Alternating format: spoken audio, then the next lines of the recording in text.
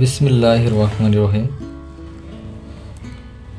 এখন আমি বনানী থেকে এলিভেটেড এক্সপ্রেসওয়ে হয়ে ফার্মগেট যাব। সামনে হচ্ছে টুলবক্স। জুলাই আন্দোলনে এগুলো পুরাইছিল। টুল দিচ্ছি 80 টাকা। ব্যক্তিগত গাড়ির টুল 80 টাকা। বড় গাড়ি পকার পেতে টুল আরও বেশি হয়। আমি আস্তে আস্তে উপরে উঠতেছি।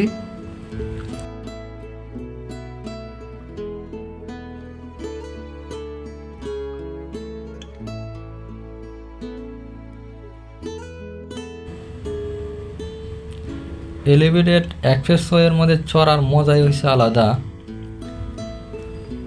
শহরের বুক চিরে এলিভেটেড এক্সপ্রেসওয়ে চলে গেছে।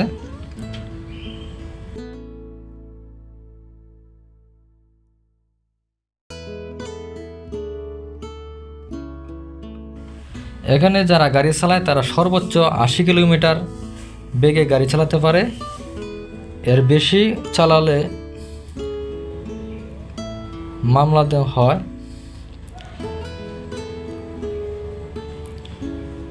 আমি এই রাস্তায় ধরে ফার্মগেট চলে যাব।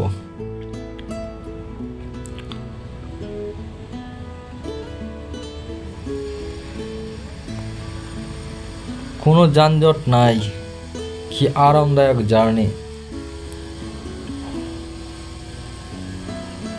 এলিভেটেড এক্সপ্রেসওয়ে শহরের আরো সৌন্দর্য বাড়িয়ে দিয়েছে। এ দেখাচ্ছে ফার্মগেট।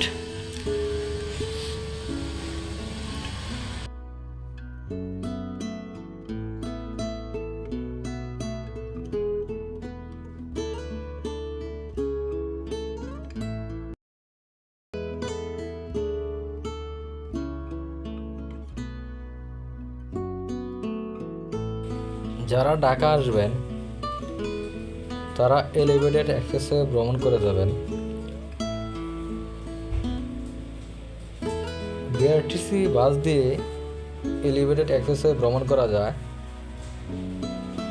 বাসটি বিমানবন্দর থেকে ফার্মগেট আসে, আবার ফার্মগেট থেকে বিমানবন্দর যায়।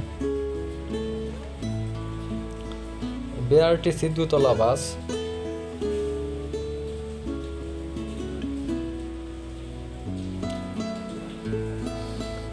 এখানে 80 কিলোমিটার বেগে গাড়ি চালাতে হয়, তার বেশি চালালে মামলা দেওয়া হয়।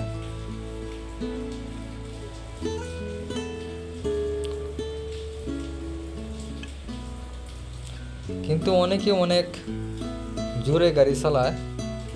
এত সুন্দর রাস্তা, গাড়ি চালাতে মন চায়। এই যে ফার্ম গেটের বাহিরে যাওয়ার চিহ্ন দেখাচ্ছে। এই যে এখন আমি বাইরে চলে যাব, ফার্ম গেট চলে যাব এই দিক দিয়ে। আর সোজা চলে গেছে কারণ বাজার। যারা কারণ বাজার নামবে তারা একবারে সোজা বরাবর যেয়ে কারণ বাজার নেমে যাবে।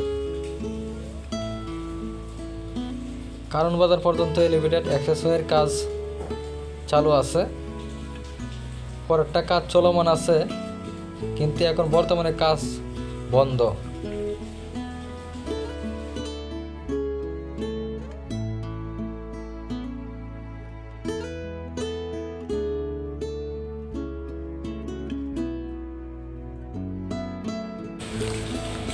এখন আস্তে আস্তে বামের লেন ধরে আমি নেমে যাচ্ছি।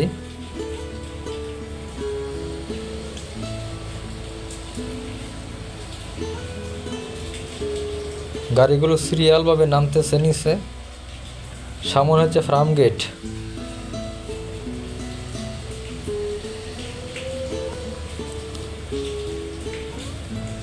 ওই যে দেখা যায় মেট্রো রেল। ফার্মগেট আবার মেট্রো রেলের স্টেশন আছে। যারা মেট্রো রেল ভ্রমণ করতে চান তারা ফার্মগেট থেকে মেট্রো রেল ভ্রমণ করতে পারবেন। এই সামনে আমি নেমে যাব। এই পর্যন্তই আমার যাওয়া। আজকে এই পর্যন্তই। আসসালামু আলাইকুম ওয়া রাহমাতুল্লাহ।